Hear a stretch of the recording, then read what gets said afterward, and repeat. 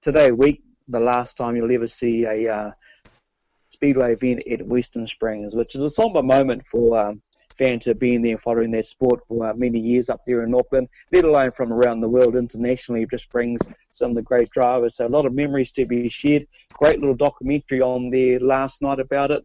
So it's just what it is. You just got to move forward and hope they can get a multi-million-dollar stadium built sometime soon out towards the airport. We just have to watch this space. For motorsport fans, yeah, Kiwis will be loving it, with Scotty McLaughlin winning in the new Ford Mustang, making his debut in the V8 Supercars, round 1 Adelaide. So next round's just around the corner. We'll see what happens there with that. Yeah. Trying to think what else, mate. That's just sad, I think. That's just sad that they're going to put a cricket... well, I don't know. Is it like going to be an international cricket field or something replacing Western Springs? Yeah, it is. It's been in development for a little while. I saw some of the graph work there that the Auckland Regional Council released, and it's pretty impressive, I've got to say. But obviously being staunch Speedway fans as they are up there in Auckland, as I say, 90-odd years, the numbers don't seem to match up when it comes to cricket matches I agree. recent. I That's of completely recent, agree. you know. A Speedway event anywhere between 20 to 27,000, topping 13,000 on a big night compared to cricket. I don't know where it sits yet. So, yeah, there is a lot of argument to and fro with it. I'll leave it at that. It's just one of those things. You just got to build a bridge, get over it, and move forward with it, because that's just what it is. You can do all your Facebook profile images. You can do a lot of petitions, but once they've signed that deal with the council, I think people who are in the Speedway community will be looking different at this year, because it's local government year this year, and the re-elections of councils, let alone mayor. So, I don't know. Time will tell, mate.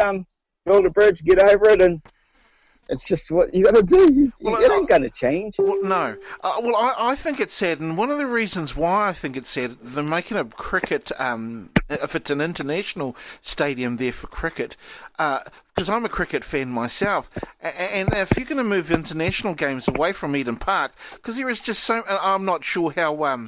JT feels about it, because I know he's a cricket fan as well, but there is just so much history locked in to Eden Park concerning cricket. I mean, it's not just a rugby field, it's a cricket field as well. But, yeah, it's just, I don't know, it seems to bother me for some reason. They're taking away... that option of going to Eden Park, which is, there's just so much history, cricketing-wise, locked up in that particular field. What do you reckon there, JT? Look, I'm going to contradict you there, Keith. Okay. It's actually a rugby that they try and squeeze a cricket field into. True. Some of those boundaries, even you could hit a six. But that's what I like. Yeah, it does make the game a bit more interesting because of the smaller boundaries. But in terms of a Test cricket venue, which is, Test cricket is the purest form of the game. True. I just don't think it's stretch, mate. Yeah, fair enough. Well, and it's all, who cares? That's true. Anyway, that pretty much wraps us up here on Full Time. Thanks once again, people, for joining us. But before we do go,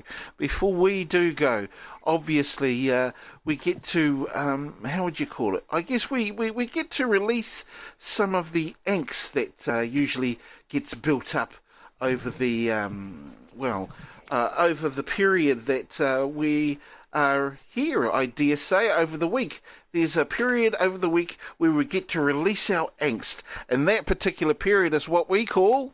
Put the Boot In! My Put the Boot In goes out to, I guess, the people that have made this Leaving Neverland documentary such a big deal that...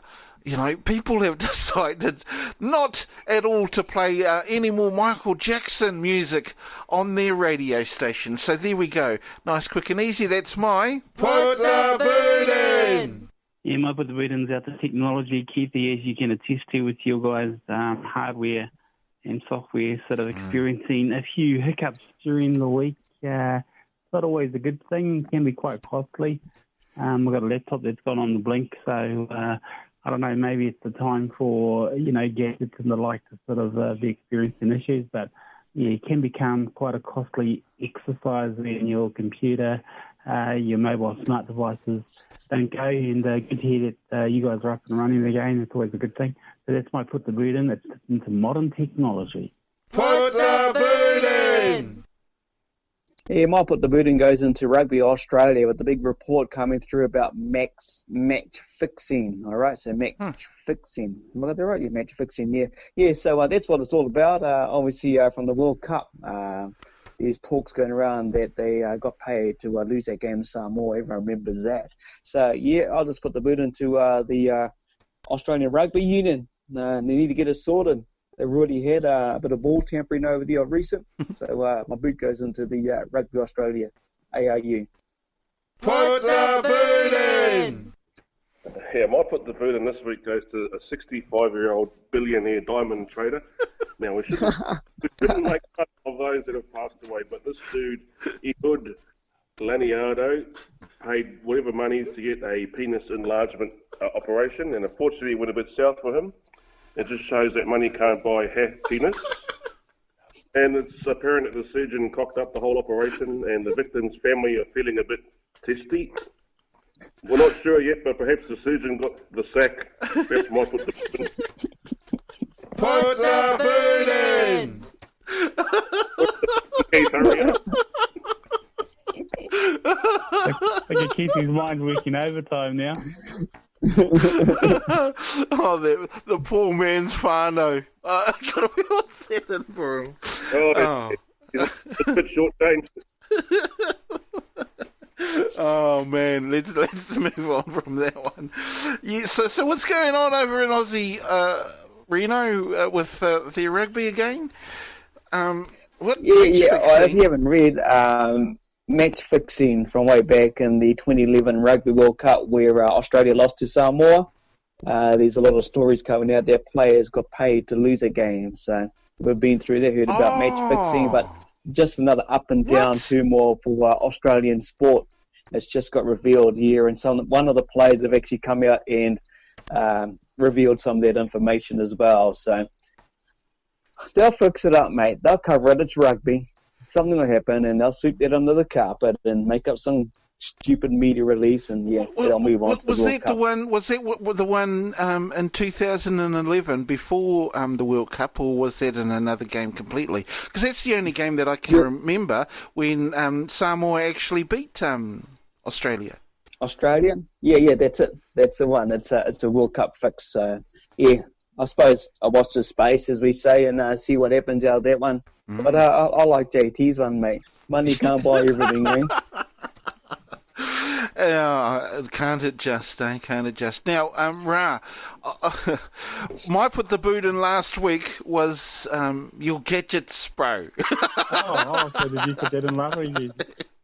Yeah, the fact that you got all these gadgets and they couldn't even get you online with us, so... Yeah, bro, I'll tell you, like a lot of it's like, I don't know how many laptops I've got and all these sort of bells and whistles, and couldn't get you online. So just the usual case, Keithy, you think you've got everything next minute. What does Daryl call it? Murphy's Law. Murphy's Law. Yeah, okay. When it should go or something, but it doesn't go, but it should go kind of thing. So I think it's called Murphy's Law. And it wasn't going last weekend, no. Or on Wednesday, eh? So, yeah. Anyway, look forward to catching up with you, hopefully on Wednesday again there, where we can catch up with you and talk about half-time. Yeah, another scintillating week ahead in terms of sport, Keithy, as we approach winter, the coldness of winter. It's still quite warm and wet at the moment, but it's going to be a long, full-on action-packed winter season in all the codes, I think. Yeah. Also, Reno, looking forward to catching up with you probably on Wednesday as well. So, as always, it's always a pleasure to have you on board, bro. No, always good. Always good to catch up on a Saturday morning, talk with you guys, and share a bit of what JT says, the brown stuff, but a kaka. So I get it out there on the weekend and have some fun with it. I'm going to spend the weekend with my sister and nephew, Keenan. My sister flew in the other night, so she's over here for the weekend and next week. And some whānau time, mate. Spend some valued whānau time this weekend. Nice indeed. Now, next weekend, Certainly Saturday. Certainly on Saturday, we have got Relay for Life, and we'll be broadcasting live down there at the event Awapuni Stadium, which means that you get to have a bit of another sleep in there, JT. However, I'm still thinking about maybe we should have a full-time Sunday special. Still thinking about it. You know what I just thought? It's an out there idea, but to all the listeners of The Wiz, they probably know by now that he's starting his new night show on, is it Monday, Keithy? Monday, yes. We might have to approach him and see if we can get a nighttime full-time show. Nighttime full-time. Something tells me that's not going to work for the man. Something tells me that. You hate it. Well, I'm just saying something tells me that, but but maybe a Sunday, maybe we'll have a bit of a think about that. Anyway, JT, thanks once again for joining us, and look forward to catching up with you probably in a couple of weeks' time, or maybe next Sunday. We'll see, eh, bro? Yeah, just shoot me an email, mate. Once you've had your production meeting, happy to go the line wherever it need to be. Aaron and Keenan, mate, good nephews you got there, Reno. Just want to put a plug in for the last day of play today for the NRL Masters here at Runaway Bay on the Gold Coast. And looking forward to heading down there, seeing some of the old boys running around. So, don't do anything I wouldn't do, guys, which isn't much. Turanga FM.